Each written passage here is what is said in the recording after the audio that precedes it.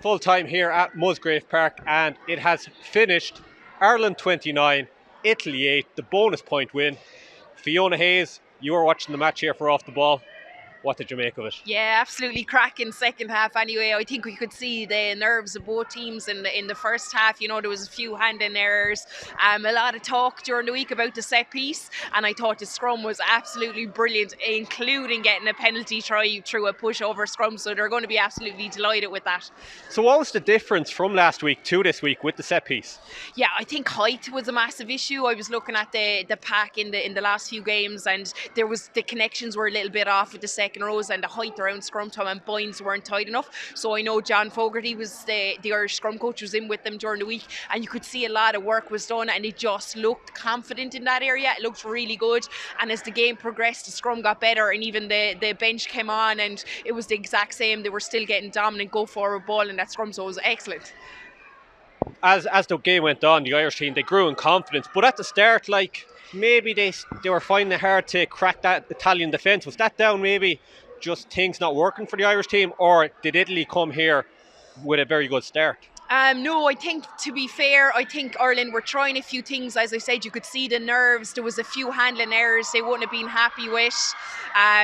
Just in general, I think the Italian defence obviously got tired as the game went on. They lost a woman to the bench, and I think just before half time, and Ireland really, they picked up on that. And I think there was 2 tries scored when she was off the pitch as well, so one in the second half. So look, Ireland, they just came into the game. I think, they felt it out. There was a few handling errors, a few kicks didn't go the way that they should have gone. And I think, to be fair to Stacey Flood, she got a feel of the game, and she definitely got the positioning right and got Ireland down to the Italian 22. And you can feel the wind, so you know what this wind was like. So they had the wind with them in the second half as well, and that helped a lot.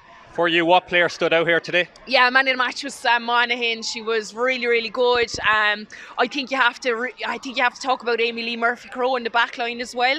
She just attacked wide. Her footwork was absolutely exceptional around contact. Eve Higgins in the second half came to life as well. So there was a couple of players that stood up, but just the sheer dominance and physicality of Sam Monaghan, it's something I haven't seen in an Irish player in a long time. She dominates that line out, and just around her, watching her work rate down here in Musgrave Park across the pitch is just amazing. She's getting better with each game I watch her. Ireland's next game, it's going to be a lot different to what we've seen here today. But what do they need to take from today going into that game against England, which is going to be a huge task altogether?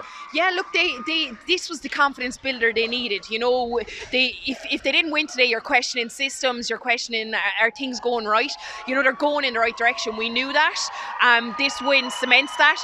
They can't look at that England game as a must win, or we have to win this. What they have to look at it is their performance, and I think they fixed up the scrum. I think if they can hold England out scrum wise, maybe do a bit more. Their line-out was a bit shaky at the start, but it did come in when they went to the front, so they're going to have to get a bit more movement in the line-out, especially against England, because they will fly up there. So they just have to focus on their game. They have the confidence behind them now, and just look at possession, and maybe as we saw in the first half, I mentioned handling errors, maybe bringing down those handling errors, so when they have the ball, they hold on to it and recycle it.